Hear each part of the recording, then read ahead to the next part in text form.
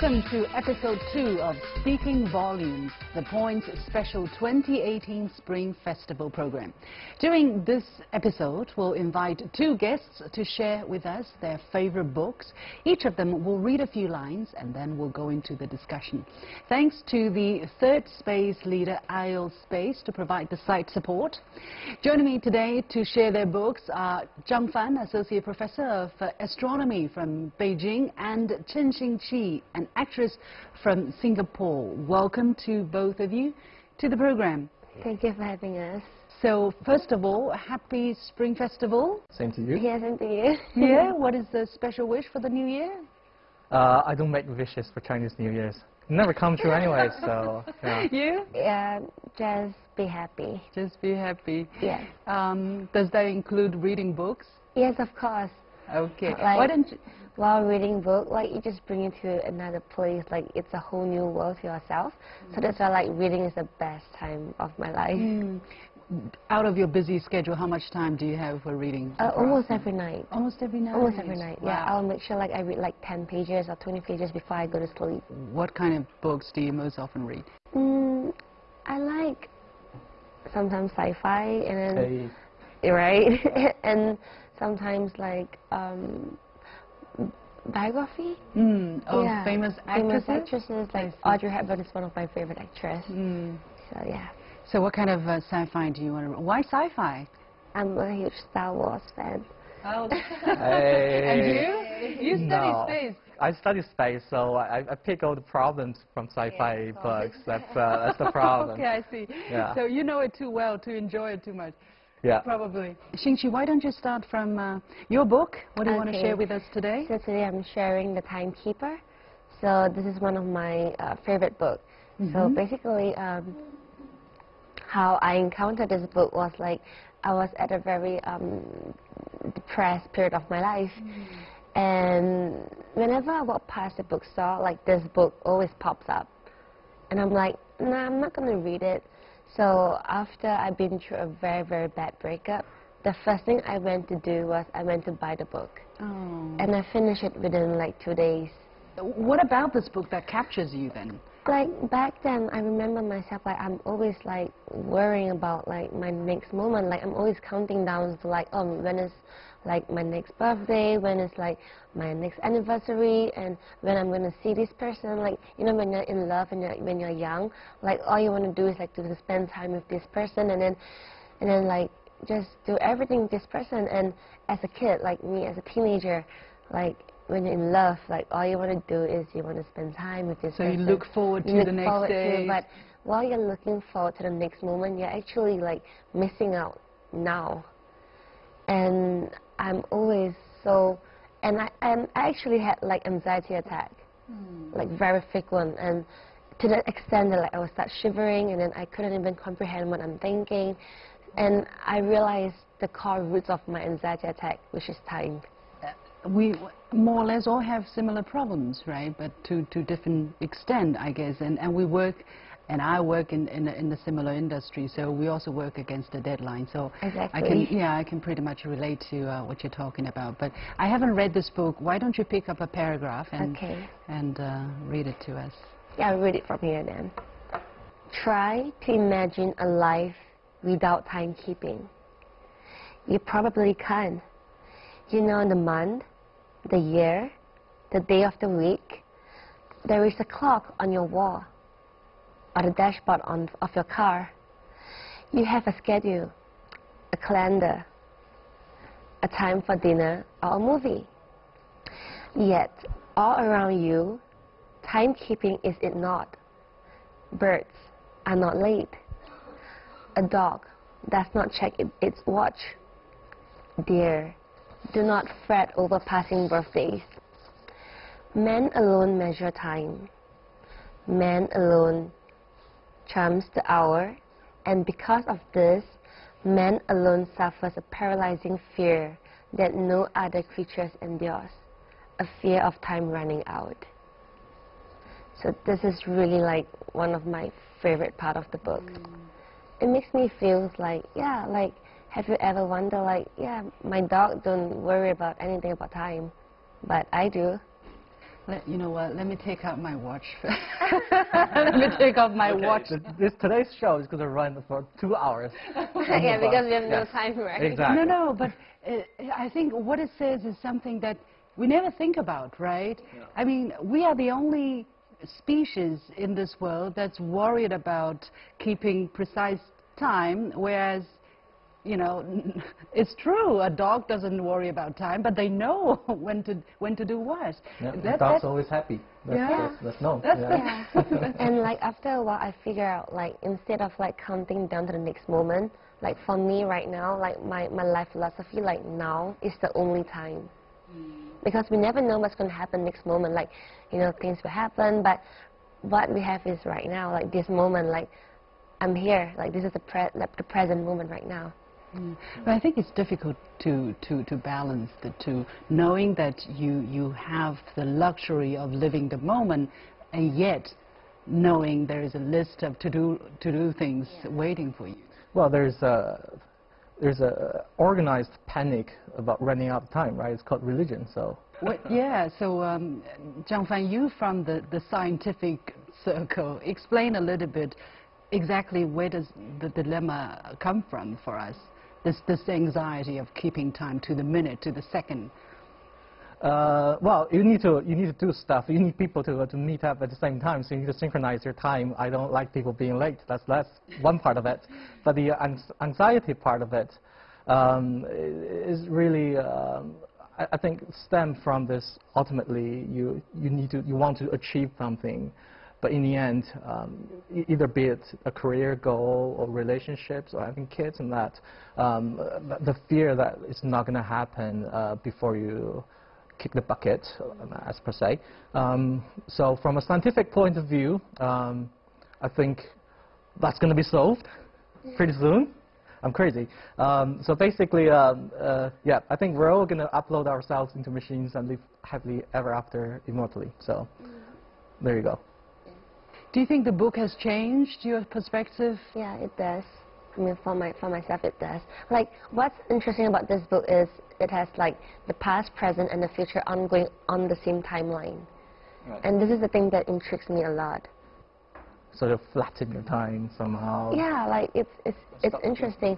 So it talks about this man, so he's the father of time, so he's the one started to count time. So eventually, like, he was being, like, he needs to, like, serve his sentence because throughout his whole life he's been counting and he's not leaving it, he's counting time. Right. So, like, God, like, in a way, like, punish him in a way that he has to stay in a cave and to listen to everyone talk about, like, oh, I'm running out of time, oh, I wish this is, like, faster, this is slower. So, like, throughout his, like, the rest of his life, like, he's listening to other, like time thing, which I think that it's quite interesting. Like, it talks about the first man who measured times. Well, I think it drives you crazy if you have to hear that all the time. Why is he made to do that? Because, like, while he's counting time, he's not living his life. So while not living his life, he's missing out in his life and his wife, his children. But all he remembered was just time and nothing else. Like, especially for myself, like, sometimes I wonder, like, how people, like, manage career and family and friends and everything all at the same time. Right. And again, you just have to live it. Like, if the more you try to find a reason behind it, like, the more it's not going to work because you're just going to complicate things and then you just, like, drag up everything. Right. So the more busy you are, I guess, the more you're living in the moment. So because, like, I've experienced, like I have, like, a very good friend of mine. Yeah. So she passed away from cancer. So through her death, like, what I learned was that, like, you never know how much time you have left. So why not just make full use of the time that you have? Yeah, and we have accidents, we have things, you know, we never know what's going to happen in the next moment. Although that is true, it's also dangerous because I have that feeling that I want to live to the full, and then you achieve too much. You become overachiever and you exhaust yourself, and you know, because I think, oh, I have to do this, I have to do that. I have so much to look forward to, and then in the end, you know, you lose your priority, you lose your focus, and I don't know. It's a very fine, very delicate balance. You have to keep it there. You have been watching a second episode of The Point special program for the 2018 Chinese Spring New Year. We'll take a short break and we'll be back right after this. Stay with us. Welcome back to Speaking Volumes, a special program celebrating the Chinese New Year. And we have in our studio Zhang Fan, Associate Professor of Astronomy from Beijing Normal University, and Chen Xinqi, an actress from Singapore. So we have heard about Chen Xinqi's choice of book this time. Zhang Fan, what about yours? Okay, so my recommendation is this book, a real classic called The Time Machine. This is written by someone called H.G. Wells. H.G. Wells? Herbert George Wells. So this is the first edition of this book was published in 1895, well over a century ago. And this is really the book that made time travel popular in science fiction and popular culture. And the whole terminology of time travel, time machine, actually came from this book. And so, yeah, it's a real classic within the sci-fi community, and it's very thin, so you should read it. But I see this book has been read a lot of times. This is from the school library, by the way. I was trying to pretend it's me that read this book. Yeah, well, yeah. Honestly, how many times have you read it? I read it when I was really young. I was like 12, 13 years old, before I went into science and started becoming picky about science fiction stuff. What did you want to say? So right now you're picky over like science fiction? Yeah. So, for example, if I'm watching the movies, I'll try to figure out what are they doing. Let's do terribly wrong things. But this book got you started, got you interested in science and technology in general? In science and technology, and more so in sociology. I'm actually, because I read a lot of papers. I really don't like reading stuff that's purely science. So the thinking of human conditions in the future that's presented in this book by the author is quite interesting. What's the storyline roughly for us who have not read this book? Okay, so here goes the plot. So spoiler alert: turn the telly off if you don't want to hear it. I won't give away any actual storyline. So it's just in the future, the author predicts that the human race evolves into two separate categories, two separate races. So one is called Eloi. So it's evolved from the upper class people who doesn't do any work. They live above ground in a paradise, eat fruits. They're very beautiful, childlike, but they don't do any work. They don't have capability to even save one of their own. So they're basically useless. And then there's also the other class of people called Morlocks. They evidently evolved from the working class. You got to remember, this is also from Victorian times. So the working class is portrayed as being physically strong but ugly, brutal. They run huge machinery that make everything possible for those Elois. But in turn, for their sustenance, here's the big plot. They actually eat the Elois in a cannibalistic manner. So it's a very, very bleak future. Wow. That's dark. It's dark, right? Really dark. What can we make of it? So, yeah, please pick that paragraph you want to read to us. Right. And explain later why. Right. So the paragraph, I'm going to read it. This is from Epilogue. So this is from the point of view of the protagonist's friend who's waiting on him to return. He's presenting the view of the protagonist, the time traveler, but evidently it is the view of the author. He, as in the protagonist, sought but cheerlessly of the advancement of mankind, and saw in the growing pile of civilization only a foolish heaping that must inevitably fall back upon and destroy its makers in the end. If that is so, it remains for us to live as though it were not so. So basically, human society is going to collapse. The best we can do is to pretend it's not going to happen and live ignorance is bliss, basically. But in any case, I think the reason for this wrong prediction, despite the author being so brilliant, is that people have this implicit assumption that somehow human nature, morality, ideology is impermeable, is immutable, and then somehow that determines the human future. more than anything you can do on the technological side. But in reality, once science and technology develops to a certain extent, you know, new social structures starts to develop. For example, Confucius thinking, it comes with agrarian societies. And right? there's a conflict with the religion part and everything else. Exactly, yeah. So everything is going to change according to what our capabilities are. So, yeah. I think it's just pretty much like, in terms of religion, like we say that, you know, humans are the only beings and we're the only one, but actually we're not really the only one because we have other life forms and things like that, but it conflicts with religion. Right, right. Exactly.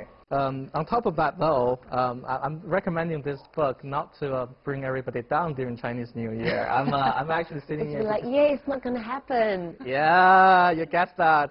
So yeah, given all we know today, right, this is not going to happen. So with machines. What if it's going to happen in another 1,000 years' time? Well, as I said, the book already showed you what could possibly happen, and to be honest, I don't think it's ever going to happen. I think what's going to happen to humans is that we're all going to become machines and travel through deep space, right? You think that's what's going to happen to us? Yes. So do you like that? I would love that. You love that? Like, why not? Like, I'm open to anything. Right. Well, I'm not so sure. So you like your body? I like my body. I mean, do I want to be turned into machines? It's just like we transfer our conscious into the machine. Exactly. So here goes the scientific argument that you can't argue with. So I try to do that as a scientist. I'm sorry. it comes with my Well, job. what's the relevance? What's the relevance of this discussion now, you think? So as we said earlier, Julie's main concern is about we can die anytime soon, and if you know that's the source of a lot of anxieties and a lot of the social structures called religion. But you know, if you upload yourself into a machine, you live immortally. That sort of thing would not happen then, right? So coming back to why that should happen, right? So I know a lot of people have unhealthy attachment to their physical body. Yeah. But in reality, how do you measure what is healthy, what is unhealthy? Unhealthy from my point of view, not necessarily from everybody's point of view. But what you need to know is that over the course of a year, almost every atom in your body gets replaced. So you're not the same person a year ago if that's how you define to be you. So what you really are is instead the pattern of how these atoms hold together, the abstract thing, not the physical materials. So this kind of pattern, whether it manifests in terms of organic molecules or in terms of bits and bytes in a computer, personally, I really don't see any difference. So I get where you're coming from. Yeah. Well, but I'm trying to convince her. I know you're already on board, so yeah. Well, I'm thinking, how shall I approach my way of work, knowing what you just said? You know, you only exist for a year, and then after a year, you are actually a totally different person. Basically, every second, you're renewing yourself. Right, yeah. So that's exactly the opposite of my point. So the thing that gets renewed is not you. You're not the physical material that gets dumped. You're it's a conscious, like it's your a mind. pattern. Yeah, the pattern. So every time you sit here in front of the camera, I'm a different person. No, your pattern gets recorded in the tapes, broadcast throughout the world, and it's kept somewhere in an archive. So in that way, you're already immortal, a little bit of you. In a way, like immortal. And same for you as well, for acting. So you guys should be really happy about your jobs. My job is terrible, though. Well, you get to be imprinted in the minds of the students. Does that count? Well, yes, you get passed along, and then I also write papers, which I'm pretty happy. Because if there's a major disaster on Earth, I'm pretty sure all the scientific papers is going to go out with the whatever migrating ships. Yeah, true. Right? Not necessarily all the other stuff. I'm trying to keep up with the philosophical discussion, but I think it's absolutely important that we ponder on these issues that are fundamental to our existence. Well, it's coming up sooner than you think, so. Yeah, I'm really looking forward. With all the new technology, what do you think of all the things that are coming, the AI, the blockchain, and all of that? I don't know. Is that anyhow relatable to this time machine thing? Uh, Big question. Yeah. From somebody who has no idea about science. So from a scientific point of view, the time machine is not actually likely. I'm sorry.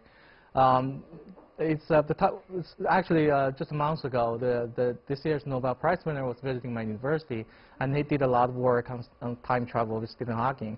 And his conclusion is that, barring new physics, as soon as you turn on the time machine is going to destroy itself. So something fundamental about physics is preventing time travel.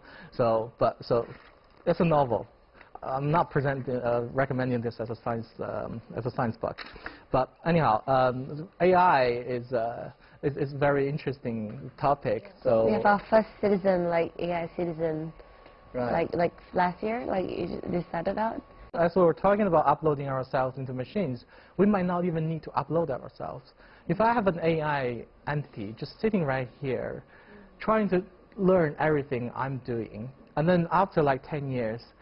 He does exactly the same thing as I do, everything. But it's not you. Well, that's same pattern transferred over. Okay. But yeah, I'll be happy for him to be a representation of me. And then this AI will be the other me that you can manipulate, you know, what age, I don't know, you define all the gravity of time. Mm-mm. Right. Yeah, you defy time. You live forever, and then you can. Yeah, I'll think more. But I'm happy with the amount of time that I had. Like I'm happy with it. Right. Yeah. She's truly absorbed that book. Live in the moment. So whatever you have. Because like in one spoiler alert, like in this part of the book, like it mentioned that like so there's this man. So apart from God himself, like so he wants to live longer, so he frees himself, so that he can receive like treatment from the advanced technology in the near future.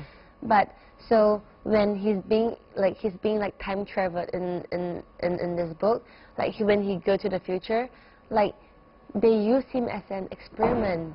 Like he's just in this like tube, and then he can't feel anything, but he's alive. But he have no emotions, like people like click into his brain to see his emotions, because it shows that like people in the future have no emotions. Ah, I see. So like I find that like why not just like, okay, one quote like in the book that I really like. There's a reason why God limits our days, like a day, like why? To make each one special. If time is like timeless, like it's limitless, we will not treasure what we have. Like why we're living every day, because every day is so precious. Like because there's an end to every day. There's an end every day. Yeah. And I think that explains like why we have limited time on this earth. Yeah. And I think to make each one special. Yeah. And that's why we have limit to the time of this program. Yeah, many thanks. It special. Yeah, many thanks to our two guests, Zhang Fan, Associate Professor of Astronomy from Beijing Normal University, and Chen Xinqi, an actress from Singapore. And that is it for this special edition of Speaking Volume, celebrating the Chinese New Year, the special time of that year. Follow me on Facebook or Twitter using the handle The Point with LX, and download the application called CGTN to watch our show on your mobile devices, or go to YouTube and look for CGTN The Point. Once again, many thanks to IOSpace for providing site support. That's it for this edition of The Point. Thanks for watching. I'll see you next time on CGTN.